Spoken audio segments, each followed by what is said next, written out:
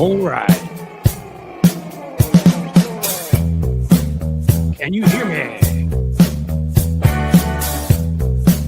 If shut WKRP and since say that. Sorry.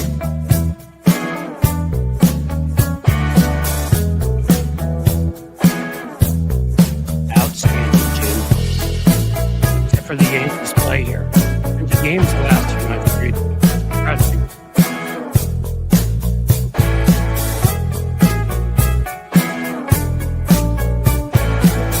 Not quite as depressing as playing wars, though, and you know.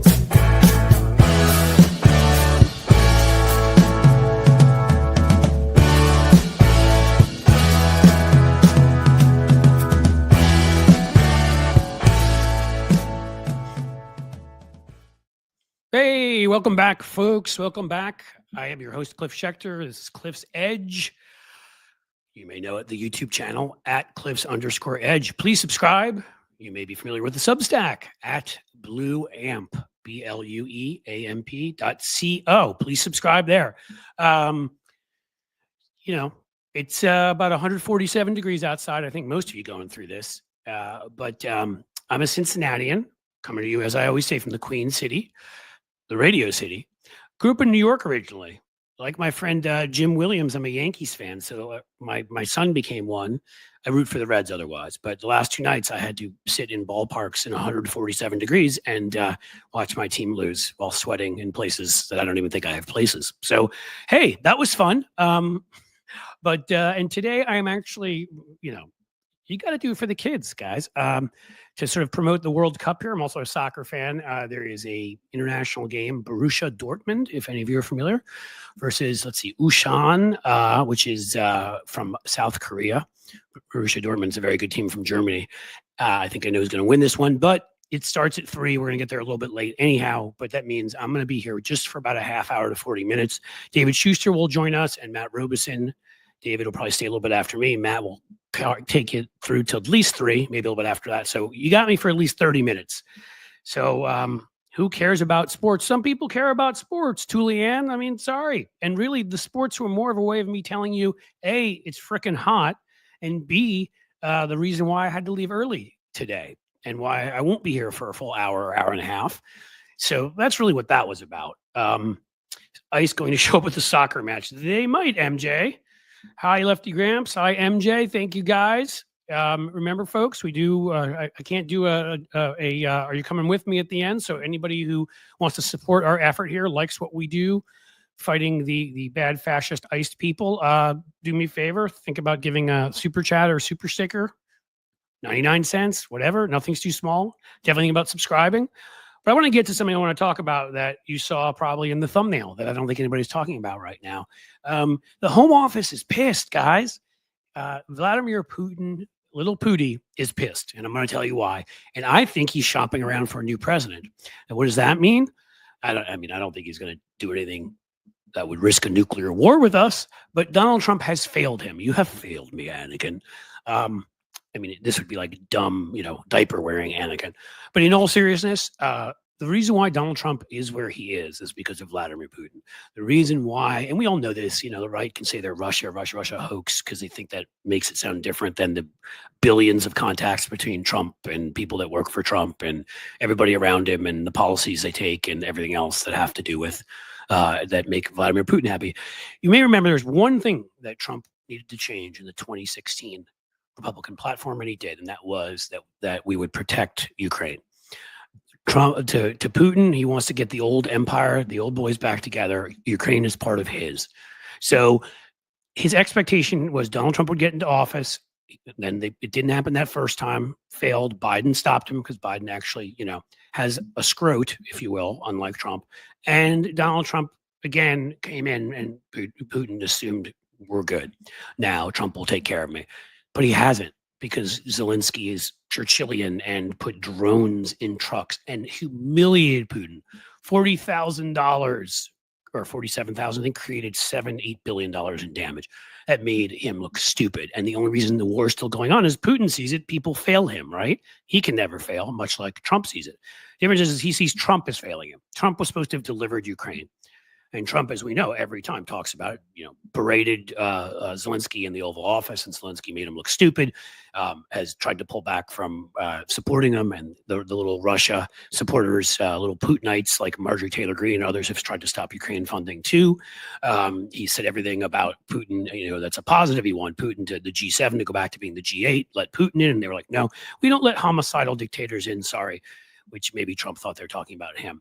Which is ironic right now, by the way, because for this NATO summit, they're in The Hague. And I'm wondering if we could get some guys to put on some ICE outfits, anybody, and maybe just drive up, grab Trump and get him to the court there. But I digress again.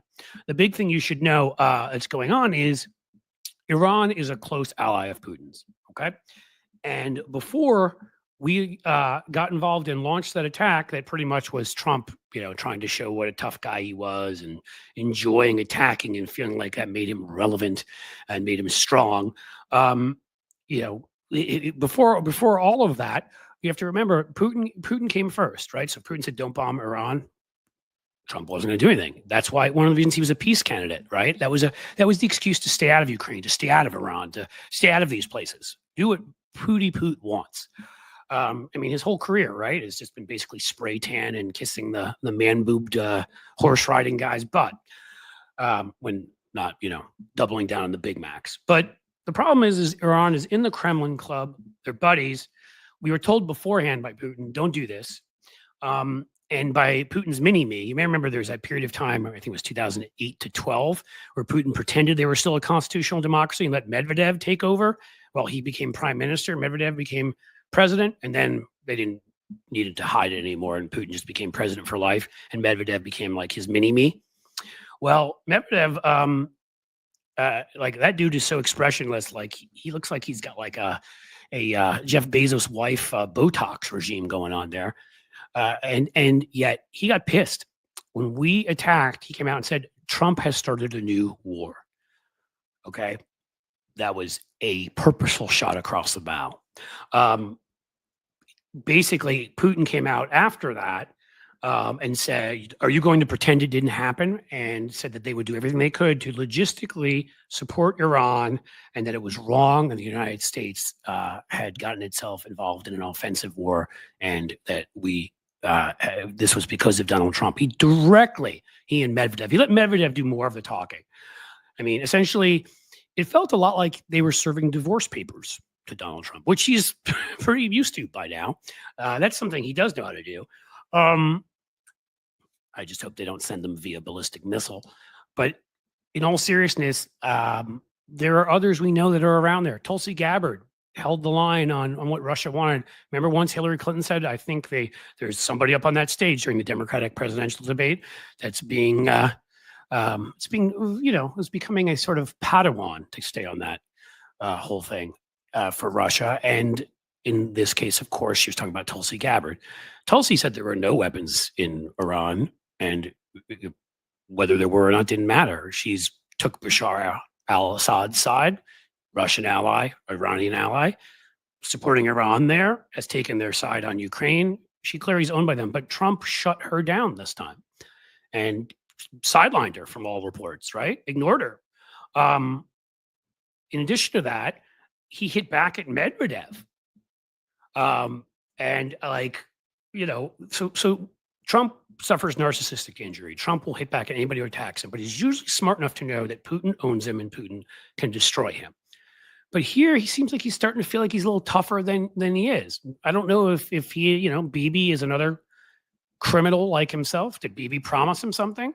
I don't know. But there's a good chance that, that Bibi may have had some kind of an offering to say, it's worth it. Don't worry, Russia won't do anything about Iran. And in the end, he may be right. They may not do anything, but they're pissed.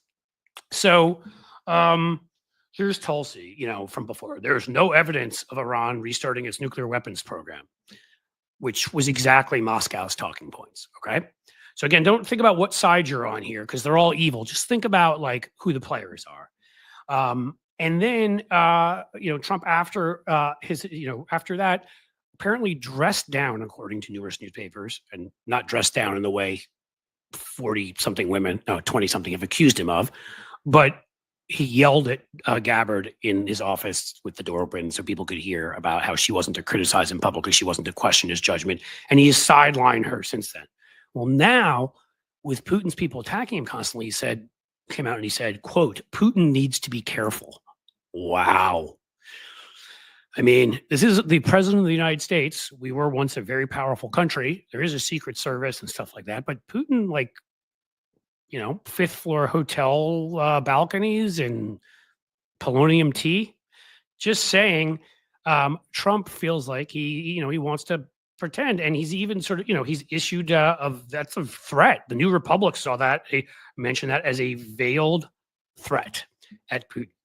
So really what you need to know here is the tone is sort of, and the tone he said it in, their writing here was not commander in chief, more mob boss who drank expired cough syrup, which is Trump very often. Now, Trump also in that same press conference lashed out and said, Iran and Israel don't know what the fuck they're doing. And, why is he so angry? I mean, I know he's an angry guy in general, but could it be that he's scared? Because he usually lashes out when he's frightened. Is he frightened? Is he frightened Putin may do something? They certainly can hurt our interests in a lot of the world and make his presidency that much more of a failure. And if you don't think they're not sitting there thinking they can still control things and install who they want, remember, one of the earliest things J.D. Vance got noticed for is when he said, why should any American care who wins in that war in Ukraine, between Russia and Ukraine? He was completely cool with Russia winning, right? They've got Tucker Carlson, obviously. They've got Marge Taylor Greene. They got a whole bunch of people.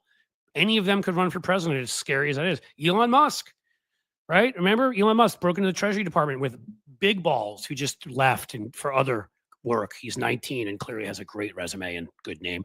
And these other, incel children. And there were numerous reports about right after he broke into the Treasury Department.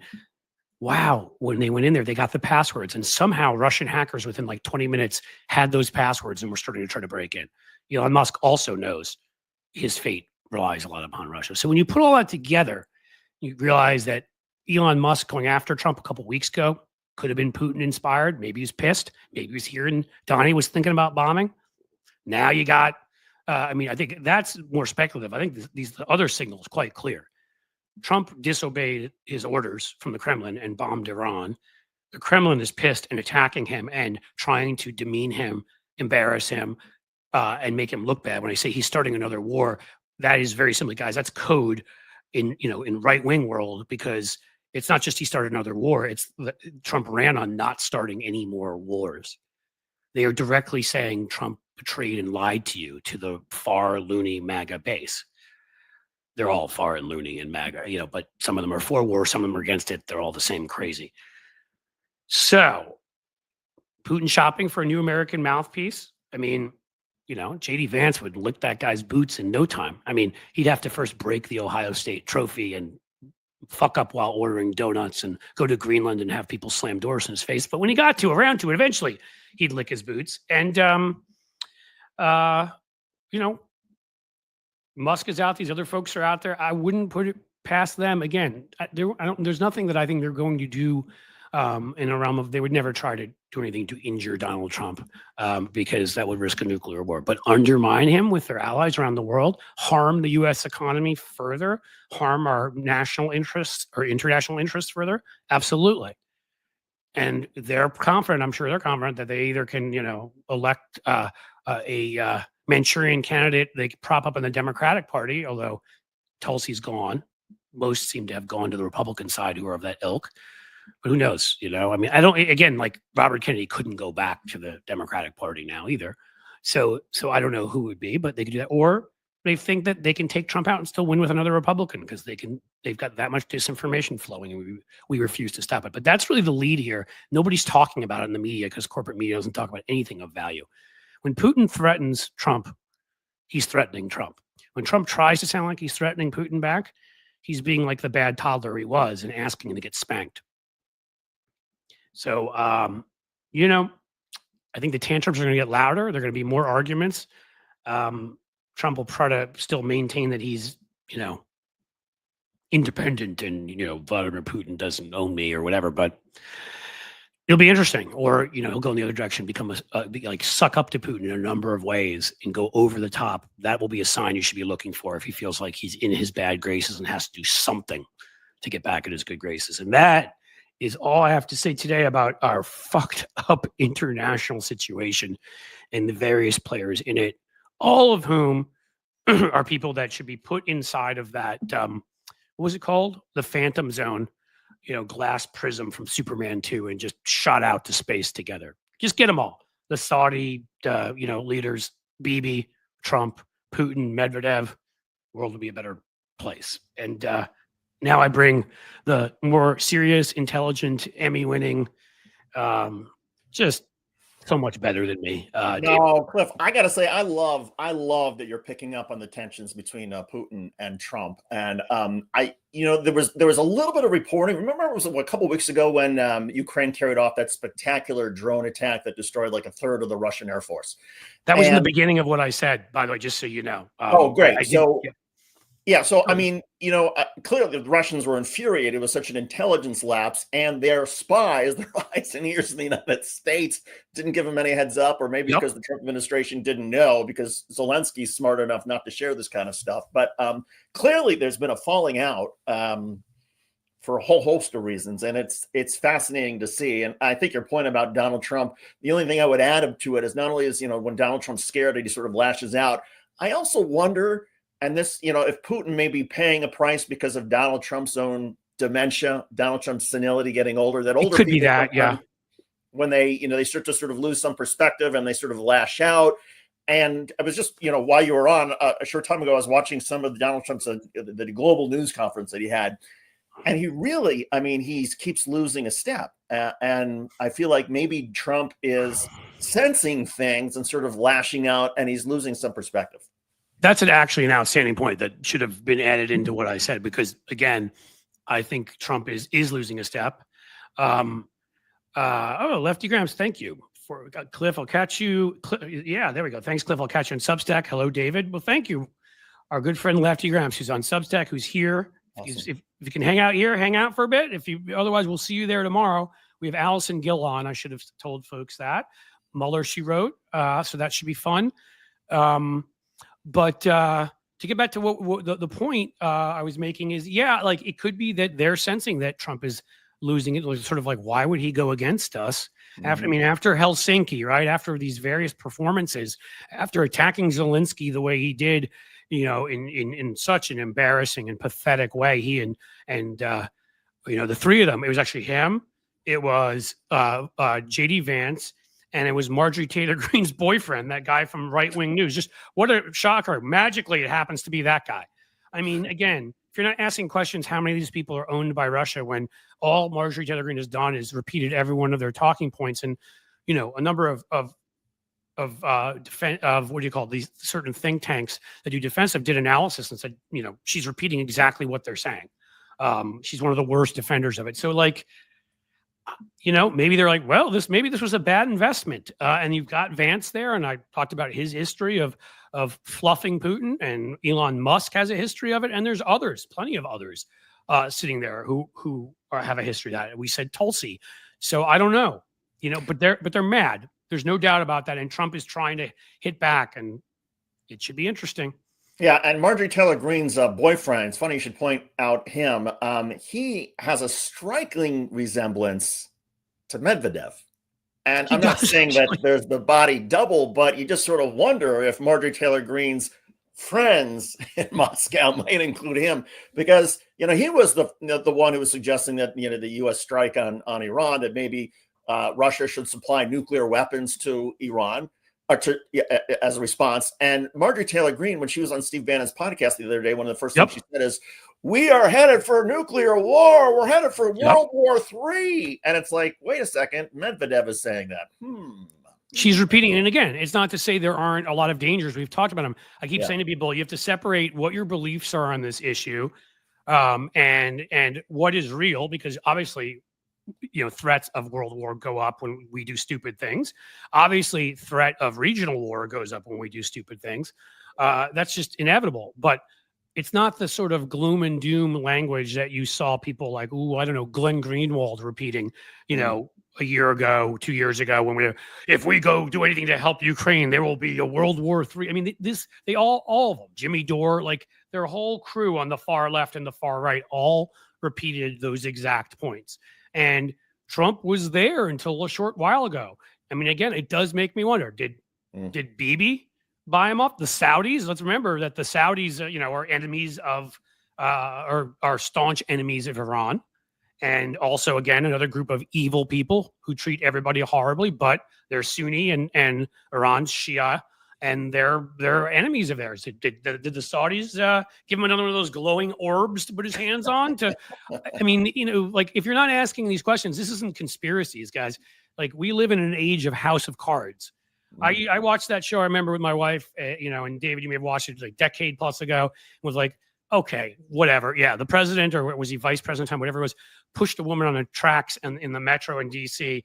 But, that would really happen. And now I'm like, yeah, I can see that happening. I mean, everything I used to think I knew is gone. So I think this is being responsible. I'm not telling you what I know is happening, but I'm telling you what I see, having a background in both international and domestic politics. Like when they say things, words matter. Trump's too stupid to know that. Putin isn't. Like what he's saying, he's very purposely having Medvedev say, right? Like the guy ran on no wars, and he's purposely saying Donald Trump started another war. That is going directly after Trump's brand, and Trump knows it.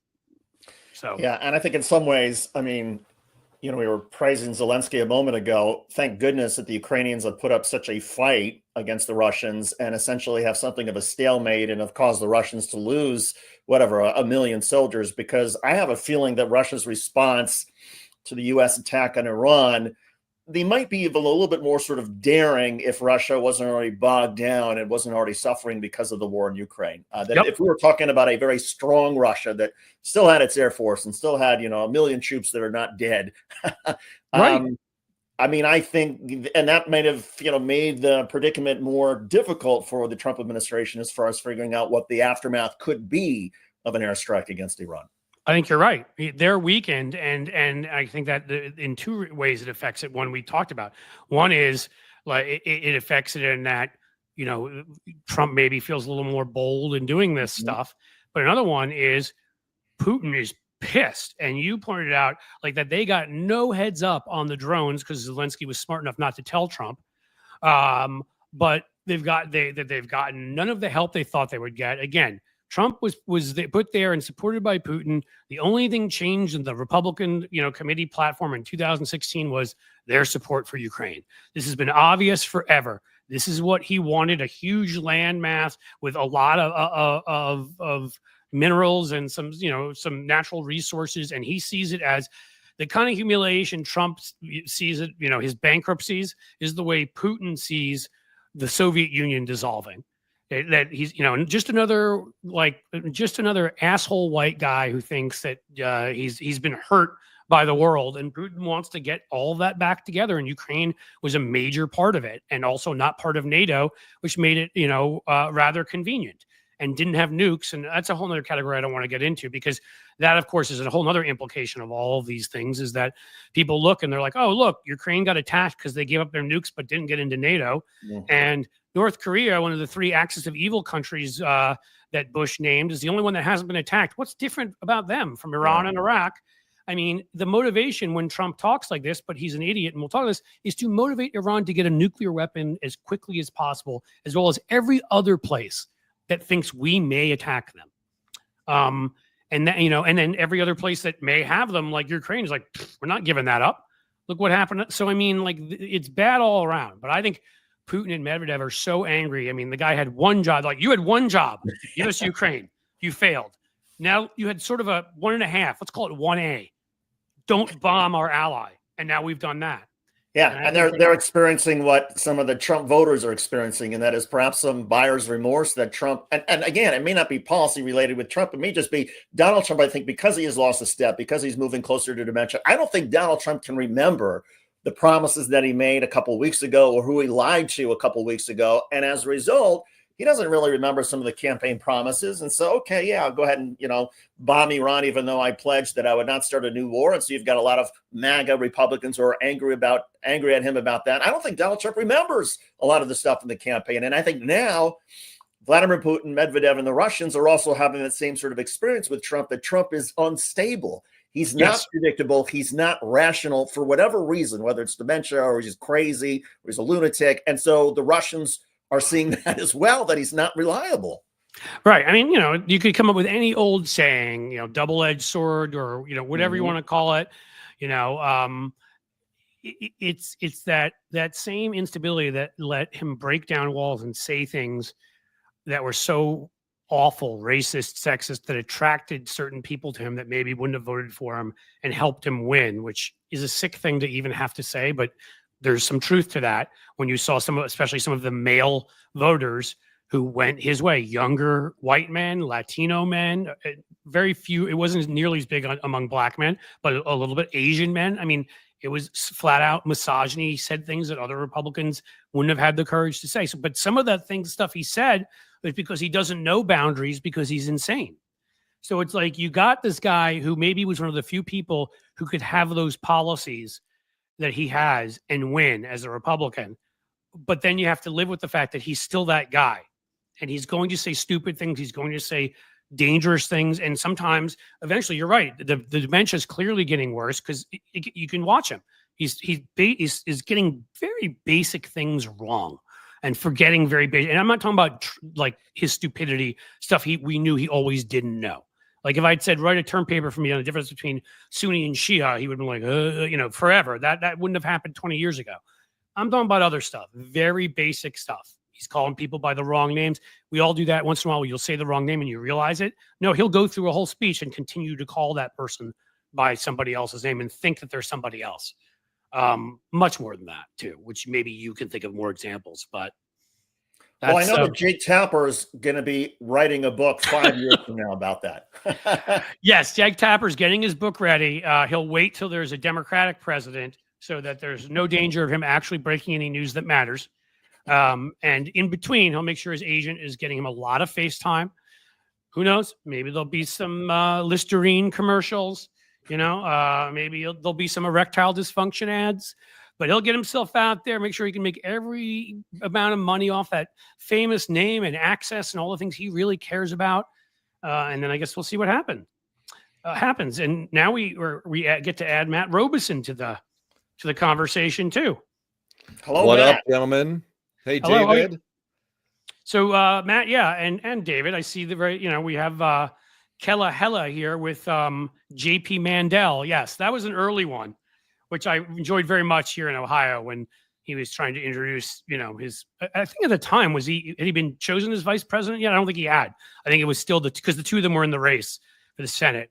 But he knew that Vance was the guy he was going to endorse, because Peter Thiel, who, by the way, also strong connections to Russia, because Rumble, that platform, has a number of oligarch Putinite investors in it. Their YouTube alternative. So, who's a Republican politician or a Republican billionaire is not owned by Vladimir Putin on some level at this point is really the question. I mean, look, you can say that straightforward. Can I tell you he, quote, owns him? No, I can tell you he's got a lot of investment in his company, and Peter Thiel cares about stuff like that. Yeah. Ooh, look at that. Thank you, Jim. So that's where we are. You got stuff? Either of you have stuff to add? As I'm gonna have to slip out in a couple minutes. I just got a breaking news alert here. Jake Tapper has signed on to write his next book. It's the definitive takedown of Jimmy Carter. All right. So, apparently he's not quite done with Biden, but he's going to reach back even further. I hear Alexander Hamilton had better watch out. Well, Alexander Hamilton did have it coming. He's going to rewrite and say Alexander Hamilton drew first is what happened in Weehawken, New Jersey. Right, like Greedo. Don't accept any invitations from Jake Tapper to go to the Riverside on the Jersey side of the river. Right. And I'd say also you have to remember Jimmy Carter, he was like, look, Habitat for Humanity, he hit 99. He promised he'd build 20 houses that week. He only built 12. And obviously a liar, a thief, and a scoundrel. And so I see that coming too. But that was the key story I wanted to talk about before I slip out of here. What else do we have out there? I know, Matt, you're writing a piece on Donny. Yeah, I put out a piece, although I have to say our friends in the chats have been saying, let's just not go there. Like, can't we just stay on trashing the whole Putin Trump nexus? Like, I think people are enjoying that a lot. But yes, we can stay there. We don't have to. No, I have a piece out, and I'm arguing that this is whatever stripe, whatever flavor of Democrat you are, this is actually a good news result. And I come from the more center left of the Democratic Party, and I am fully willing to argue that this is good news for Democrats. So I have an argument there, so we could go there. I think no, but strategy and tactics. I just talked to earlier Tim Fullerton, who's a friend of the show, has the Find Out podcast, where a group of those guys got together, doing really well, and he was saying somewhat of the same thing. You know, he's like, not even getting into the ideology or any of that, and that's, I would agree with him fully on this. Strategy and tactics of being a newer, younger, fresher voice who's willing to stand up to get to the older establishment that hasn't. I mean, at this point, I hate using the word establishment, but you know, the sort of the older generation of Democrats, not all of them, but many of them who have not fought back hard enough, have not been willing to stand up and fight against Trump in a way that a lot of us feel is sufficient, and also who have kind of refused to embrace certain new kind of policies that are much more far-reaching. I'll say sort of one of the last things I'll say here. Look, for us to head in a positive direction, I think one of the things that hurt us in the end in 2024 is that, and I don't do this stuff where like the winner must have run a great campaign, the loser must have run a terrible one. I think Kamala's people that was the first campaign I ever saw who understood how to mock the opposition, how to message regularly. She made freedom a Democratic word that we took back. I think she did a lot right. So I'm not sitting here criticizing her from an objective point, but the position that she was put in was sort of, and thank you again, as I always say to Merrick Garland, I like to thank him every show for this, is defending the status quo that isn't working for a lot of people. Instead of saying, I'm the agent of change, I'm going to move forward, I'm going to break up monopolies, because 6 media companies having 90% of what you read, hear, game, whatever is ridiculous, and go to any other industry that has that. Like, how about not just reforming current institutions, but creating new ones? How about creating new laws? If Reagan could make it so that stock buybacks, which were illegal until 1982, could become legal, so that all these guys do now when they make more profits is buy back their own stock, help themselves and their shareholders. We could reform that and say, you don't get to do that anymore. But what about a new, like the Consumer Financial Bureau, which they've undermined or destroyed or whatever? But what about something even more thorough about regulating CEO pay? I don't care, in saying, no, you can't make more than, 50 times what your workers make. I mean, they make at this point 1,000 sometimes or whatever. I mean, I'm talking about that kind of stuff, like new institutions to regulate economic matters, new institutions in addition to reforming ones. But let's not like defend, for the most part, there's a few of them, the institutions as they exist. They need to evolve. The Senate needs to actually take back what being a senator was, which was a majority vote, which was a filibuster that doesn't exist in the Constitution and should be anti-constitutional and illegal. I mean, that kind of stuff. And obviously, we have to contend with the Supreme Court, and that's going to make it filled with ghouls, as they proved the other day, because you can take somebody to a country they've never been to that is a country where they'll be beaten and tortured and deport them there because, I'm sorry, I just can't even, fuck you, John Roberts and Amy Coney Barrett and Alito. Honestly, fuck you. I'd love to send you to one of those countries and make you have to sit there. I mean, what a bunch of evil pieces of shit. I'm sorry, I can't. I mean, just the thought of they're breaking in and grabbing fourth graders, and they came here to Cincinnati, this terrific soccer player, as I'm about to leave for a soccer game, and I'm already late, so I better go after this, from who's one of the great high school players, hadn't lived in El Salvador. He's 18 since he was 8, and they grabbed him while at school, took him, dropped him in El Salvador, didn't even take his mom and sister with him, and I don't really understand because I think they're the same status, left him there alone. in a country that obviously is experiencing a lot of violence. He doesn't know his way around. I mean, I'll say worse things if I even continue. So I'm going to say, as I always do when I sign off, well, first of all, thank you to David and to Matt, my more talented counterparts. They will continue a higher level conversation with fewer fucks in it, probably. No, I'm going to guess. no. Because the fuck rate will only increase. Okay, nice. I think Trump likes to say that sometimes. And that's what he's promising for if he runs in 28 and breaks the Constitution. My line I always say is, the sun sets slowly in the west. I bid you a fond farewell. Okay, I'm out of here, folks. Matt, if I shut mine down, are you good? Because I'm just going to remove you from the stage. Watch this, you like can magic, do that, right? Yeah, this is like the end of Usual Suspects. Poof, and he's gone. Look at that! Incredible! Look, it's like a magic trick I'm running over here. So, Matt, I've got a question for you about your call. Go. What are the chances now that Democrats lose the general election for the mayoral race in the fall? All right. So, full disclosure up front, I am a New York City, Manhattan native. This gives me no special insights. I cannot say. I think the chances are very low.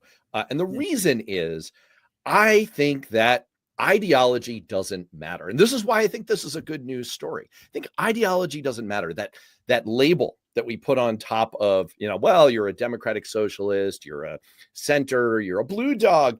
I don't think it matters to normie human voters. And I don't think the particular policy proposals down at the Elizabeth Warren-esque details matter all that much either. I think what's going to matter is he's a Democrat and he's talking about the themes that matter. Cliff got it right. He's talking about change. He's talking about the economy. He's talking about your costs. And as long as he keeps doing that, he's not only likely to win the overall general election, but he's writing the playbook for the rest of the Democratic Party, whatever stripe you are. That's my take. What's yours? I agree with you generally. I'm sort of wondering, does Cuomo, though, now that he's lost the primary, does he line up and support this guy for the general election, or does Cuomo run against him and possibly then divide up the pie even more? I do think the Republicans are going to be scared out of their minds in New York. The people on Wall Street, the people who own real estate, between rent control, between taxes on the wealthy, free busing, free all sorts of stuff. As a progressive, I think this is great. And especially coming from a young guy, he's 33 years old. I think Democrats need to be talking about these issues. But I just think the Republicans may see this as an opportunity to rally around their wealthy GOP folks in New York and spend as much money as possible to try to block him. I think the good news is Cuomo and Eric Adams and the Republican nominee, former Guardian Angels founder Curtis Sliwa, are kind of running in the swim. Well, I'm mixing athletic metaphors here. They're running in the same swim lane. Good one, Robeson. They're swimming in the same swim lane. They're kind of, Adams already kind of trotted out his emerging theme, which is he's saying, he's a snake oil salesman. You can't trust anything he's saying. That ain't it. That's not going to work, because again, in my mind, the key theme here is change. This is what I was talking about with Amanda Littman on the live stream yesterday. Young voters, progressives, and also conservatives, Republicans, independents. Change is the killer app of American politics, and it has been over the last 40 years. I think one can go through. This is a claim that I made in my column today. I'd be curious to see what you make of this. You may disagree with this. I think if you go back to every national election and probably most state elections since 1992, including midterms, whichever side, whichever candidate or whichever party won the change argument, best was seen as the candidate on the side of change, they won the election. I think that's the dominant leitmotif that runs through American politics over the last 40 years.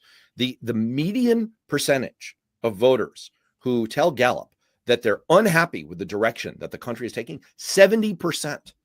Over the last 40 years, 70% say they do not like the way things are going.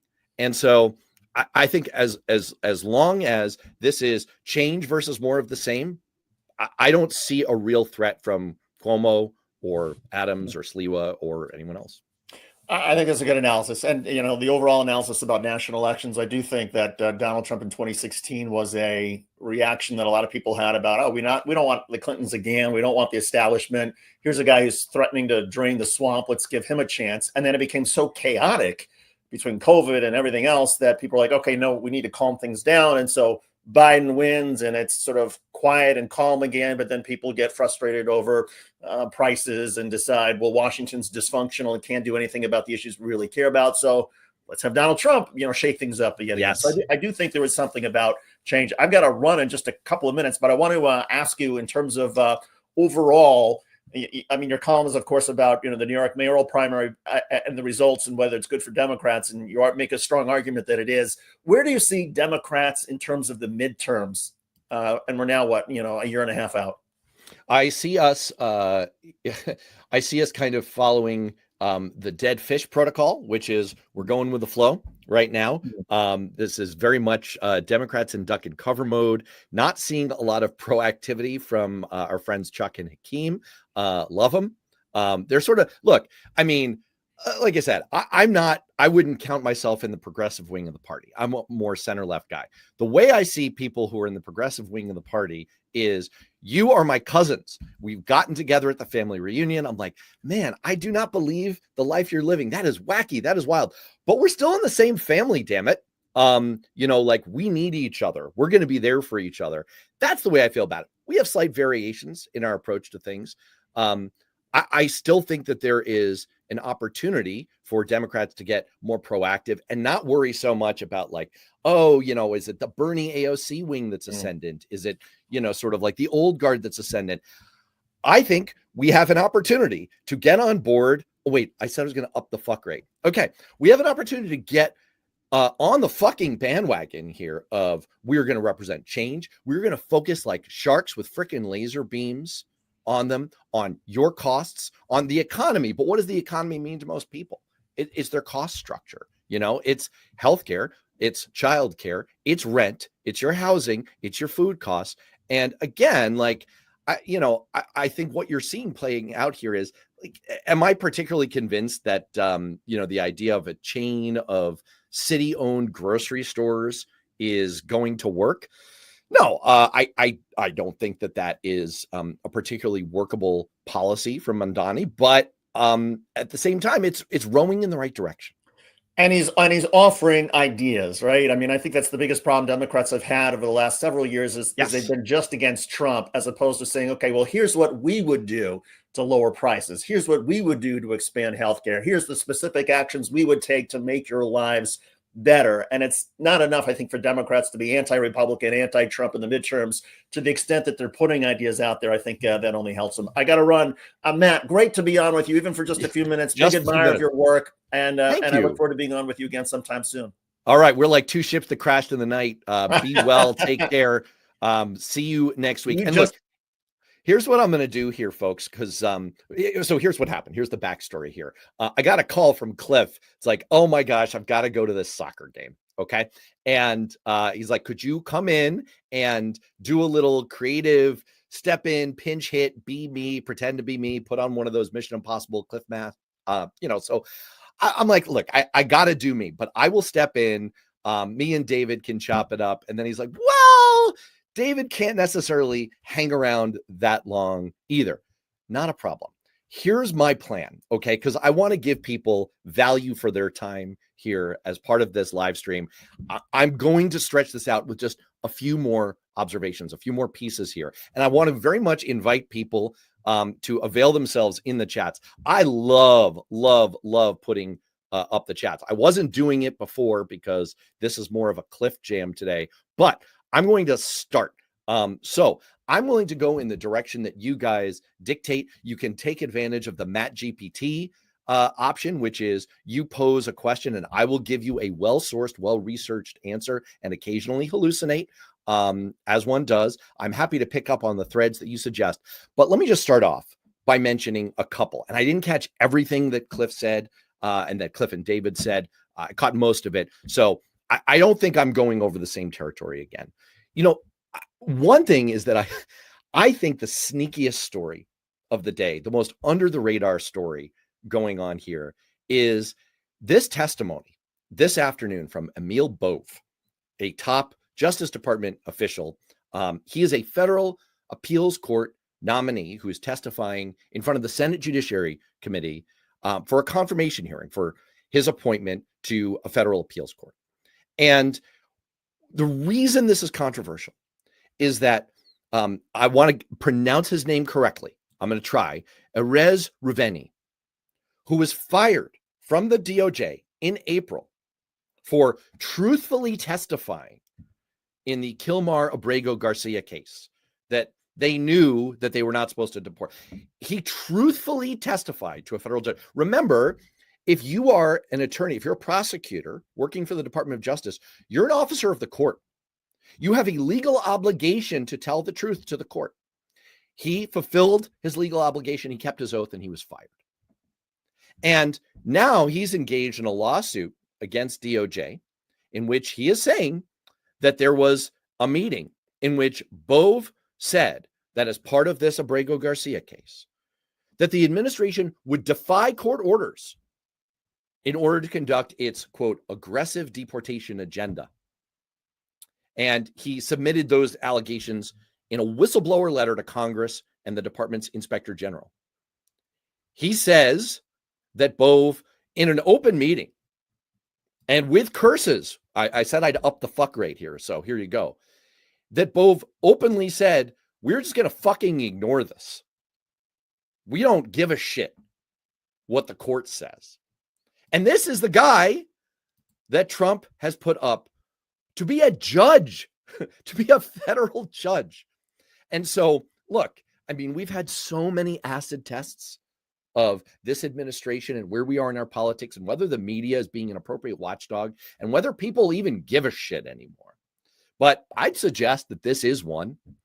If you have someone who doesn't literally believe that judicial orders have the force of law, that they need to be followed, who works for the Department of frickin' Justice, if Trump thinks that this is someone who is fit to serve on the federal bench, and if the Senate, if the Republican Senate is willing to rubber stamp this, I mean, I know there have been a million other this is everything you need to know signs, but that is everything you need to know. That is a major step in the utter disintegration of the third branch of government, the third co-equal and critically important branch of government.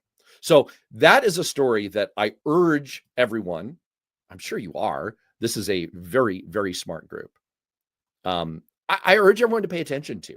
Demand that you hear more about it from the media. Go ahead. I'll splash this up here from Jim. Absolutely. You're an officer of the court. If you make representations to a judge, look, I'm not a lawyer. I'm just Jewish, so I think I'm a lawyer.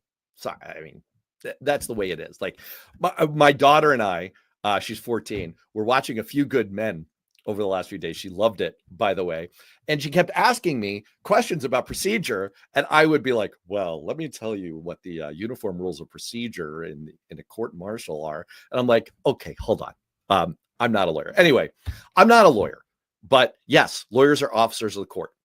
So there you go. I want to throw this comment up here as well. I think that this is critically important. This is really critically important. The last time there was a congressional recess, Republicans were running scared of town halls. And the reason I want to pick up on Debbie's comment here is it is really easy to get discouraged, to get exhausted, to feel like the stuff we do doesn't matter, right? I just finished talking about this Bove case, and it's like Republican senators are going to potentially just thumb their noses at the entire judicial system, their entire responsibility as senators. And it's easy to feel in that kind of a context that what we do, what we say, our voices don't matter. And I'm telling you they do. I was a congressional staffer. I was a chief of staff for a member of Congress in the summer of 2009, the summer of healthcare town halls. Does anyone remember that? Healthcare town halls, back when we were considering what became the ACA. And there was this AstroTurf campaign. It was a seemingly grassroots campaign, but come on, bullshit, right? It was a Dick Army. Well, this was a proto Tea Party Dick Army operation all the way. They ginned up their supporters, right-wing supporters, to call congressional offices. Phones were ringing off the hook to say, when is your boss going to hold a town hall? I would like to have a town hall so we can talk about healthcare. And so eventually my boss, the congressman, said, all right, Matt, I feel like we kind of have to hold a town hall. And so I called up, my boss was actually running for the US Senate at the time.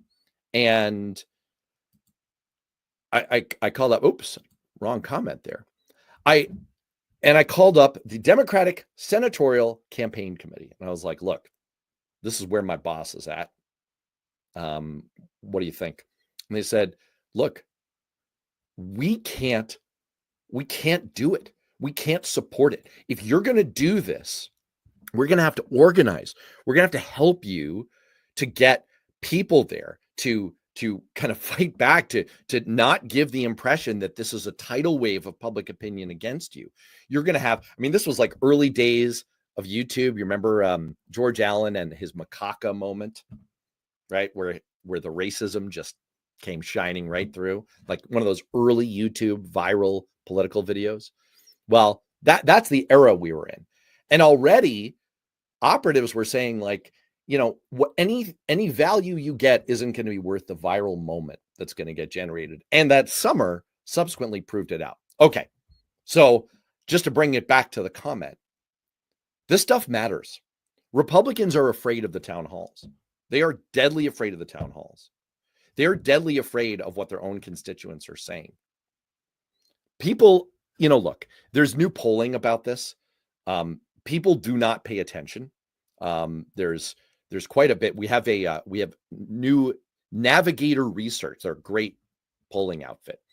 Out fresh this morning, just showing how little attention most voters are paying. And it's very, very little. Only about a third of Americans even claim to regularly pay attention to the news, let alone political news. I had a great pollster on my show on Beyond Politics. Oh, it was last year, talking about focus group research he had done, showing that people spent less than 10 minutes a week consuming news, current news, current events. It's 0.1% of your time. You spend more time brushing your teeth, hopefully, than that. So, you know, there's this rightful impression that people are not paying attention, and they're truly not.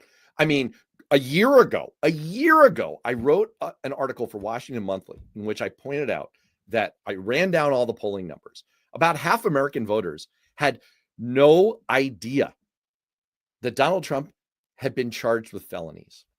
Okay. So yes, it is true that Americans don't pay attention, but some of it is seeping through, and Republicans are deathly afraid of this. They do not want to face voters on this because of what? Because of what we were talking about before, because change versus more of the same, the economy's stupid, and don't forget healthcare.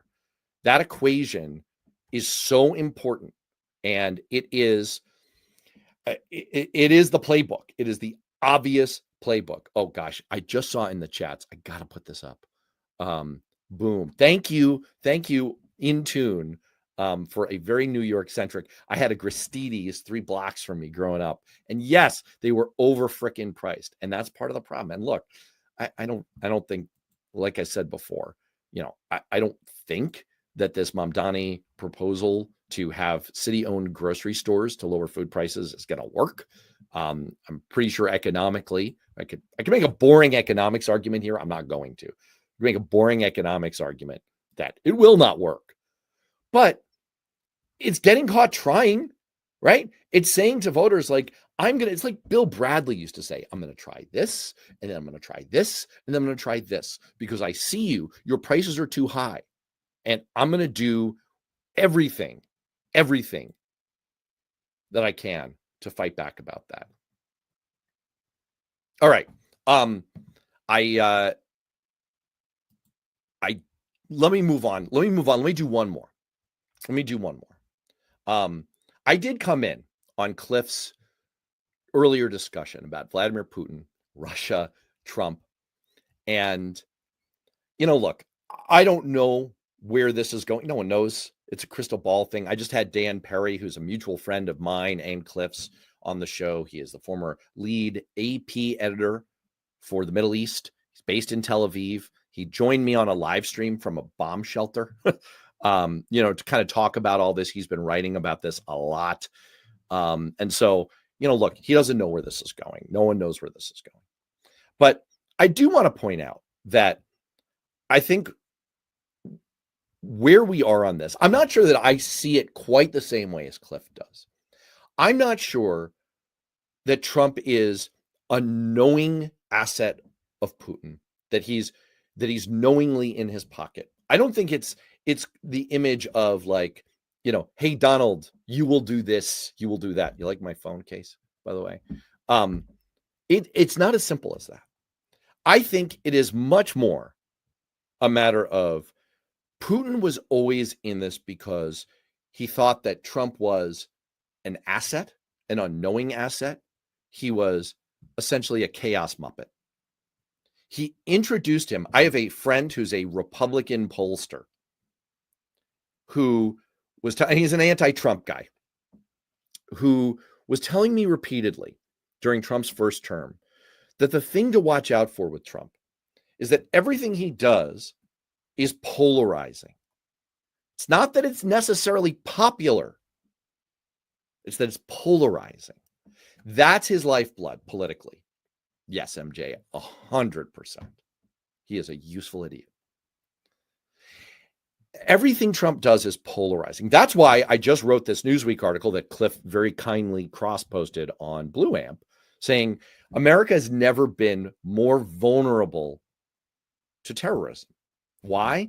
Because we have this deep strategic reserve of ability to trust one another and to black start from a disorganized jumble to a fearsome juggernaut in days. And I cited the examples, Pearl Harbor, 9/11. And look, were there missteps in the post 9/11 phase? Yeah. But it showed that we have the ability to come together if we're under threat, if we've faced some kind of a large scale attack, and put some trust in whoever is occupying the leadership in the United States and strike back. And that creates deterrence. It creates it creates fear in our enemies. That's something we no longer have. And it's because we've lost that capability. And Trump has essentially driven a spike right into it. And so, taking it back to Putin, I think that Putin knew that Trump was, both per MJ, a useful idiot and a chaos muppet. He knew that he has no strategic through line in his brain. He doesn't have an agenda per se. He is about his own aggrandizement, his own power, and his own money. That's all. That's all he cares about. And so he is the easiest asset in spycraft, right? Like that's what you look for. You get people with money traps, honeypots, you turn them. Trump was the easiest mark they ever had. And the reason is that he's so easy to just unleash. They didn't know what he was going to do. Is Putin unhappy with him? Yes. He's unhappy with the approach that he's taking in Ukraine. He's unhappy with the approach he's taking in Iran. Yes, he is. But as part of the overall package, the overall chaos, the division, the polarization that Donald Trump has created in the United States, I don't think Vladimir Putin is unhappy. That was the only point that I would have raised if I had been on at the beginning when Cliff was running through this. I think overall, the massive return on investment that Putin has gotten in terms of weakening America with Trump is deeply satisfying to him. He is very content with that, even if he's thrown off a little bit right now. And I mean, I'm very, very tempted. I'm very, very tempted. I'm not going to do it. Both Cliff and I have profiled the work of Ruth May, who's University of Texas at Austin, I want to say, business professor who has done the most work of anyone. She's written this up in the Dallas Morning News, tracking. I have this beautiful graphic here. I'm almost tempted to put it up, but the print is so tiny, it's not worth it. I don't know. You can Google it. Ruth May has done the most work of anyone in the world to track the spider web of connections between Russian oligarchs and Putin and the Republican Party, and the massive infusion of funds that they started giving in 2016. And then, of course, they took it underground because they realized we don't need to do this. We don't need to get caught doing this. And so I think the investment has paid off many, many times over for Vladimir Putin. And what we've reaped from it is what I wrote about in Newsweek, is that, okay, Putin is unhappy that Trump struck Iran. He's unhappy that Trump seems to be cozying up on the sideline of the NATO summit to Zelensky. But we are weaker. We are unquestionably weaker because of Donald Trump. Nothing to do with like investment in the military or any shit like that. It's just because we are so divided. I know our national motto, E pluribus unum, right? That is it. It says it right in the motto. That's the hidden power of this superpower. That's what makes us great. And we've degraded it because of Trump. All right. I am seeing, while I was on that little screed there, I'm seeing so many great comments going on here. And I'm really, really tempted to get into them. There's just so many good threads. I don't want to pick one. So I'm going to get us out of here on two things, two quick things. All right. I'll make it three. Oof, boy. The first one I'm going to put first because it's such a stone cold bummer. I urge people to read the piece by Charlie Warzel in The Atlantic. Cliff, right before he disapparated, was talking about what a ghoul the people in the administration are. Trump is the willingness to grab innocent people off the street and ship them to foreign gulags. I certainly agree with that. I don't want to lose sight at the same time of the biggest ghoul of them all and the biggest human tragedy of them all, which is what Elon Musk did through Doge to USAID. There are, according to a study in Nature, over the next 15 years, 25 million people might die. That's their estimate. The Warzel piece lays out definitive reporting, and it's on top of reporting from Nick Kristof. It's on top of reporting from many other sources that the death and disease that's happening right now around the country, around the world, is very, very real and very full of proof. And we are underreporting on this. And our friends, our American friends, I talked about cousins before and saying like, hey, progressives, you're my Democratic cousins. Like we're all in the same family here. I'd like to say that in the larger American family, to my evangelical cousins, if you really care about the teachings of Jesus, Matthew 25:16, I believe, whatsoever you do unto the least of my brethren, you do unto me. You need to pay attention to this. You need to demand, I was talking about town halls before, you need to demand that your senators fix this. They could. This is not, incredible damage has been done, but they could fix this. Not all of those people have to die. And I'm sorry, I know, I'm bringing this, a real bummer into this. I'm bringing a real bummer into it. So I will move on, but I just don't want to lose sight of that because it's important. It's really important. Okay, I said there were going to be three things. I'm going to see if I can remember them all. Number two, there was just a comment up here about the upcoming recession. That was another piece. Here we go. VD Hertz is talking about it, right? 2 straight months of declining retail sales, crashing dollar, soaring mortgage interest rates equals stagflation, right? This is another one, along with the Bove story. I think this is another one that we have to not lose from our radar screen. I mean, we were just talking 2 weeks ago about how the whole deployment of the National Guard and the Marines to LA was a wag the dog exercise to try to remove focus from the various disasters that Trump was unleashing on the country, and to try to divert attention over there. And attention diverted. We seem to have forgotten the slow motion train wreck of the Trump tariffs and Jerome Powell's recent testimony earlier this week that the Fed is going to have to be very cautious with interest rates because of Trump's tariffs. Made the White House furious, by the way. Well, fucking deserved. Okay.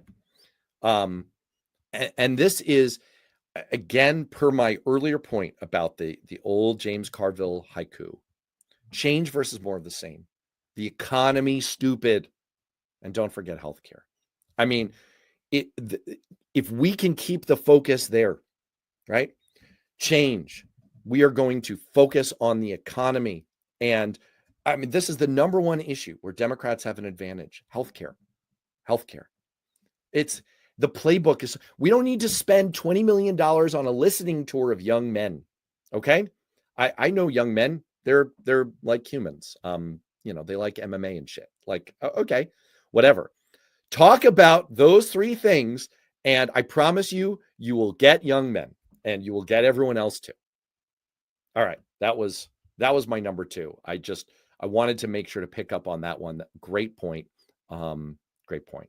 Finally, I would be doing a disservice to Cliff if I didn't mention that he has his live stream on Substack tomorrow at 2. So not here on the YouTubes, over on the Substack exclusively with the author of Mueller, She Wrote, which is very, very on point for the discussion we've had here today about Putin and Trump.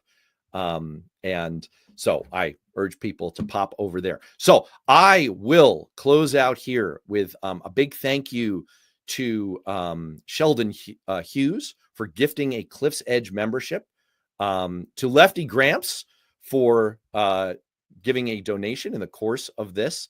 And I am Matt Robeson, trying to back clean up, close out here.